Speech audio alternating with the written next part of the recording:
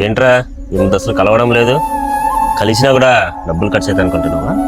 అలా ఏం లేదు మామ, కొంచెం బిజీగా ఉన్నా. నువ్వు అంత పెద్ద బిజీ పర్సన్ కదా, బాగా డబ్బులు ఉన్నాయి, 150 రూపాయలు పెట్టే చెప్పులు కొనుక్కున్నావు ఇందిరా, అవన్నా మార్చరా కనీసం. A few moments later. Hi పీనాసి మామ, ఏంటి ఎక్కడ బయలుదేరినా, ఏంటి ప్రోగ్రామ్ ఈరోజు? ఏంట్రా మామ పీనాసి పీనాసి అని సంపుతున్నావు. మన బ్యాచ్ లోని పెద్ద పీనాసి నువ్వే కదరా. పోరా ఒకడు. వదిన స్కూల్ దగ్గరికి వెళ్ళింటే ఫీజు కట్టలేదని చాలా ఇన్సల్టింగ్ గా మాట్లాడారంట. ఆ ఫైనల్ డ్యూ 10,000 కట్టేయకూడదనా? ఇంట్లో సరుకులు కూడా ఏం లేవంట. వదిన చాలా బాధపడుతుందన్నా. రే నేను పోయేస్తారా, నాకు కొంచెం పని ఉంది, కొంచెం ఇబ్బందులు ఉన్నాయి.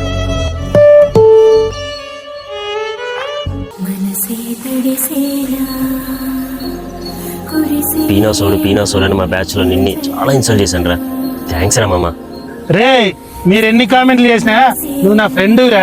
నీకు కష్టం వచ్చినప్పుడు నేను ఉండాల, నాకు కష్టం వచ్చినప్పుడు నువ్వు ఉండాల. బాయ్ అవునరా, బాధలో నువ్వు ఉంటేనే దోస్తులు రా మాది.